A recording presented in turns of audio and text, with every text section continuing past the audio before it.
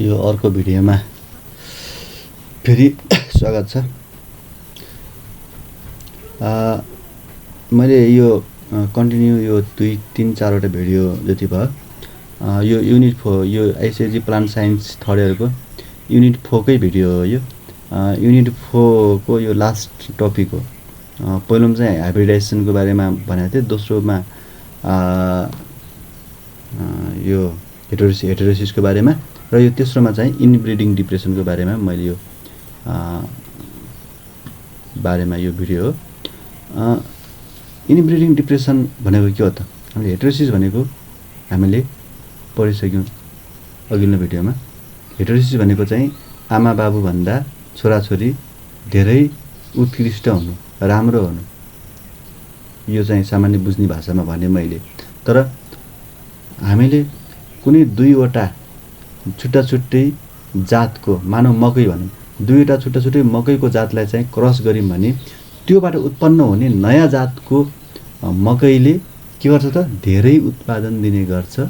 त्यसलाई नै के भनिन्छ त? हेटेरोसिस भनिन्छ। त्यो बुझ्नु पऱ्यो है। अब आज इनब्रिडिङ डिप्रेसन भनेको के हो त भन्दाखेरि, इनब्रिडिङ डिप्रेसन इज द है, इनब्रिडिङ भन्नाले पहिला त इनब्रिडिङ बुझ्नु पऱ्यो। इनब्रिडिङ भनेको क्रस ब्रिडिङ होइन, क्रस ब्रिडिङको उल्टो, सेम जातको है, हाड नाता भनौँ न होइन। Inbreeding depression is the reduced है, रिड्युस भनेको घट्ने बायोलोजिकल फिटनेस होइन, के त? जैविक फिटनेस, तन्दुरुस्तीपना होइन, बलियोपना, त्यो घट्ने इन अ गिभन पपुलेसन, कुनै पपुलेसनको एज अ रिजल्ट है, परिणामस्वरूप अफ इनब्रिडिङको कारणले गर्दाखेरि। अब हामीले यो मान्छेको केसमा त हाड नाता भन्छौँ होइन, हाड नाता भन्छौँ।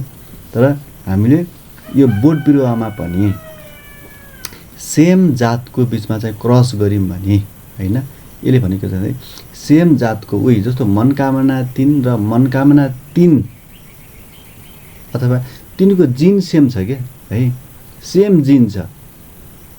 एउटा जातको पनि ए जातको पनि सेम जिन छ, बी जातको पनि जिन के छ त भन्दा सेम छ भने त्यो सेम जिनको बिचमा चाहिँ क्रस गऱ्यौँ भने के हुन्छ त?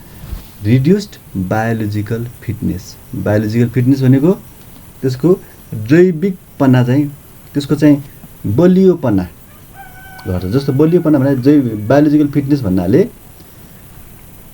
तिनीहरूको प्यारेन्टहरू जुन ठाउँमा लगे पनि उत्पादन दिने, हुर्किने गर्छन्, तर तिनको सन्तानहरू कमजोर हुनु के है। इनब्रिडिङको कारणले गर्दाखेरि सन्तानमा आउने शारीरिक कमजोरी, जैविक कमजोरीपनालाई के भन्छ भन्दाखेरि के भन्छ त? इनब्रिडिङ डिप्रेसन भनिन्छ है। Inbreeding depression is the reduce भनेको घट्नु, बायोलोजिकल फिटनेस, जैविक फिटनेस भन्नाले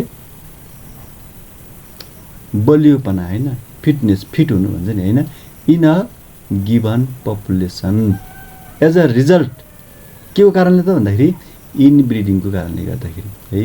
इनब्रिडिङ भयो, इनब्रिडिङ भन्नाले सेम प्रजातिको बिचमा, सेम जातको, सेम जिनहरूको बिचमा चाहिँ हामीले क्रस गऱ्यौँ भने यसको चाहिँ बायोलोजिकल फिटनेस के हुन्छ त? डिक्रिज हुन्छ, जसलाई के भनिन्छ त? इनब्रिडिङ डिप्रेसन भनिन्छ। अथवा ब्रिडिङ अफ रिलेटेड इन्डिभिजुअल्स है, सम्बन्धित इन्डिभिजुअल्सको बिचमा चाहिँ उस्तै प्रजातिको बिचमा, रिलेटेड इन्डिभिजुअल भनेको उस्तै प्रजातिको बिचमा ब्रिडिङ गऱ्यौँ भने त्यसको चाहिँ बायोलोजिकल फिटनेस घट्नुलाई के भनिन्छ त भन्दाखेरि इनब्रिडिङ डिप्रेसन भनिन्छ। अब यो बायोलोजिकल फिटनेस भनेको त, बायोलोजिकल फिटनेस क्यान रिफर, यो बायोलोजिकल फिटनेस भनेको के हो त भन्दाखेरि टु एज एन अर्गानिजम, कुनै पनि एउटा अर्गानिजम एबिलिटी टु सर्भाइभ, बाँच्नलाई कठिन हुने, and maintain the stability of its genetic material, and maintain genetic मेटेरियलको स्टेबिलिटी होइन, स्टेबल हुनुमा चाहिँ त्यो कायम गर्न चाहिँ असक्षम हुनु है, बाँच्न नसक्नु होइन, कमजोर हुनु, त्यसलाई के भन्छ भन्दाखेरि बायोलोजिकल फिटनेस होइन। इनब्रिडिङ डिप्रेसन भनेको यो हो है। इनब्रिडिङ डिप्रेसन भनेको के हो त? हामीले इनब्रिडिङ गऱ्यौँ भने उस्तै प्रजातिको अथवा सेम जिनको बिचमा चाहिँ हामी क्रस गऱ्यौँ भने प्यारेन्ट्स भन्दा त्यो प्यारेन्ट्सबाट जन्मिएका अफस्प्रिङहरू त्यो प्यारेन्ट्सबाट जन्मिएका प्लान्ट्सहरू प्यारेन्ट्स भन्दा कमजोर हुनुलाई के भनिन्छ त इनब्रिडिङ डिप्रेसन भनिन्छ। इनब्रिडिङ डिप्रेसन के कसरी हुने रहेछ त भन्दाखेरि इनब्रिडिङ भयो भने हुन्छ। अब यो इनब्रिडिङ हुनुको जेनेटिक बेसिस के छ त है जिनको जेनेटिक आधारहरू के छ त भन्दाखेरि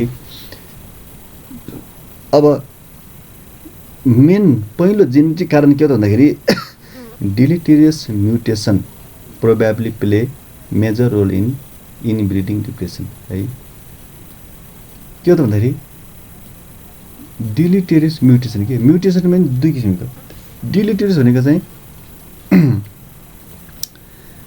हानिकारक होइन हानिकारक खालको होइन डिलिटेरियस म्युटेसन होइन हानि हुने खालको होइन त्यो म्युटेसन पनि दुई किसिमको हुने भयो होइन एउटा राम्रो हुने भयो म्युटेसन भयो भने राम्रो हुने भयो अर्को चाहिँ के हो त म्युटेसन भयो भने नराम्रो हुने भयो। म्युटेसन भने के हो त मैले भनिसकेँ जब दुईवटा फरक प्रजातिको बिचमा चाहिँ क्रस हुन्छ भने त्यो दुईवटा प्रजातिको पनि डिएनए त फरक हुन्छन् त्यो दुईवटा फरक प्रजातिको डिएनए अथवा आरएनए त्यो बिचमा चाहिँ कम्बिनेसन भयो भने त नयाँ खालको डिएनए हुन्छ। नयाँ खालको डिएनए हो भने नयाँ खालको एक्सप्रेसनहरू क्यारेक्टरहरू सो गर्छ। त्यस कारणले गर्दाखेरि एउटा पहिला के हो त डिलिटेरियस म्युटेसन प्रोबेबली यसले के हो त भन्दाखेरि त्यसले मेजर रोल यसले चाहिँ के हो त खेलेको हुन्छ है केले त इनब्रिडिङ डिलिटेरियस म्युटेसनले गर्दाखेरि यसले चाहिँ इनब्रिडिङ डिप्रेसन हुन्छ पहिलो कारण। अर्को चाहिँ जस्तो कि ओभर डोमिनेन्ट इफेक्ट मैले पहिला योभन्दा अघिल्लो भिडियोमा मैले भनिसकेको छु ओभर डोमिनेन्ट इफेक्ट छ नि ओभर डोमिनेन्ट भन्नाले जस्तो फरक एलिलिजहरूले फरक क्यारेक्टरहरू सो गर्छ फरक क्यारेक्टर सो गर्ने क्रममा फरक क्यारेक्टरहरू एकै ठाउँमा मिल्यो भने के हुन्छ त भन्दाखेरि सुपर नयाँ खालको चाहिँ धेरै उत्पादन खालको हुन्छ होइन। तर यहाँ over dominant effect of alleles of fitness component केमा फिटनेस कम्पोनेन्टमा over dominant allele seems not important in most of the case है प्राय केसमा चाहिँ यो महत्त्वपूर्ण नहुन सक्छ इम्पोर्टेन्ट नहुन सक्छ के होइन। फिटनेस भन्नाले फिटनेसको पनि त जिनले फिटनेस पनि केले गभर्न गर्छ त जिनले नै गभर्न गर्छ नि त होइन जिनको कारणले नै फिटनेस हुने हो नि त। त्यसको कारणले गर्दाखेरि फिटनेसको केसमा चाहिँ ओभर डोमिनेन्ट अफ द एलिली चाहिँ यसमा चाहिँ महत्त्वपूर्ण नहुन सक्छ है धेरै जस्तो केसमा।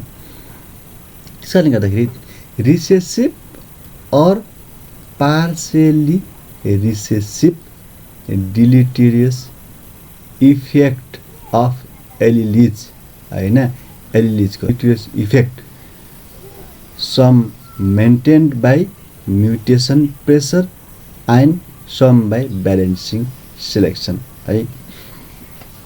यो रिसेसिभ र अथवा पार्सियली रिसेसिभको चाहिँ यो जुन डिलिटेरियस इफेक्ट छ नि होइन यो रिसेसिभ भनेको मैले पहिले भनिसकेको छु के हो रिसेसिभ भनेको डोमिनेन्ट भनेको के हो होइन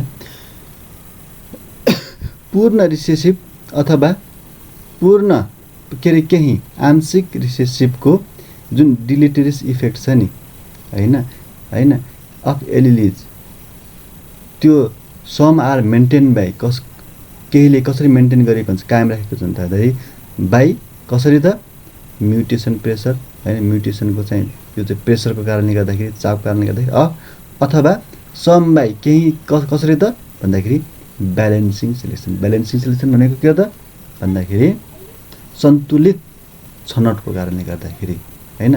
त्यसकारण seems to be most important source of inbreeding depression है।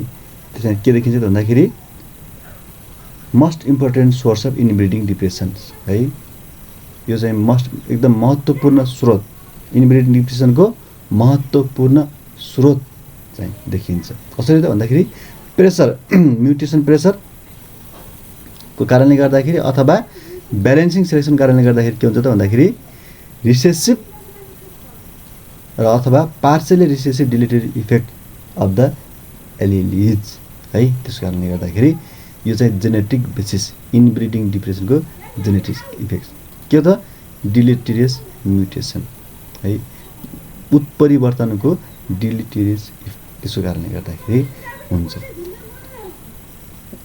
जेनेटिक बेसिस भयो। अर्को चाहिँ यसको इफेक्ट इनब्रिडिङको असर के पर्छ भन्दाखेरि अपरेन्स अफ लिथल एन्ड सबलिथल एलिलिज। इनब्रिडिङ भयो भने के हुन्छ त? इनब्रिडिङ भनेर यो हाड नाता बिचको सम्बन्ध भनौँ होइन, बुझ्ने भाषामा भन्दाखेरि यो बोट बिरुवामा पनि उत्तिकै लागु हुन्छ। त्यसैले गर्दाखेरि यो सेम जिन अथवा उस्तै जिन अथवा उस्तै प्रजातिको बिचमा चाहिँ क्रस भयो भने के हुन्छ त? त्यसबाट उत्पादन हुने अफस्प्रिङ कस्तो हुन्छ त? लिथल अथवा सबलिथल है भनेको जिन एलिलिज। लिथल भनेको चाहिँ मृत्युको कारण हुने र सबलिथल त्यस्तै एलिलिज है त्यसको चाहिँ त्यो एलिलीको कारणले गर्दाखेरि मृत्यु हुने होइन, त्यो नबाँच्ने खालको त्यस्तो खालको एउटा। अर्को के असर के पर्छ त? रिडक्सन इन भिगर, उत्पादन घट्ने होइन, त्यसको चाहिँ क्वालिटी घट्ने, क्षमता घट्ने भनेको है। अर्को चाहिँ रिडक्सन इन प्रोडक्टिभ एबिलिटी, उत्पादन गर्ने क्षमता घट्ने। अर्को separation of population into distinct line है, फरक लाइनमा छुट्टिने है। पपुलेसन के हो भने त एउटा पपुलेसन र अर्को पपुलेसन बिचमा चाहिँ छुट्टिने, फरक हुने होइन। अनि अर्को चाहिँ इन्क्रिज इन होमोजाइगोसिटी बढ्छ, उस्तै भएका एलिलिजहरू चाहिँ इन्क्रिज हुन्छ। अर्को चाहिँ रिडक्सन इन इल्ड है, रिडक्सन इन इल्ड उत्पादन घट्छ। र अर्को चाहिँ मोर ससेप्टेबल टु डिजिज है, रोगले बढी सताउने। मोर ससेप्टेबल टु डिजिज भनेको रोग आश्रय गर्न दिने, रोग बढी लाग्ने भनेको है। ससेप्टेबल भनेको चाहिँ रेजिस्टेन्सको उल्टो है। रेजिस्टेन्स भनेको रोग प्रतिरोधात्मक क्षमता हुनु हो। ससेप्टेबल भनेको चाहिँ रोग ग्रहण गर्ने होइन, उसको उल्टो भनौँ होइन, रेजिस्टेन्सको उल्टो हो त्यो। यी यावत इफेक्टहरू इनब्रिडिङको कारणले गर्दाखेरि हुन्छ।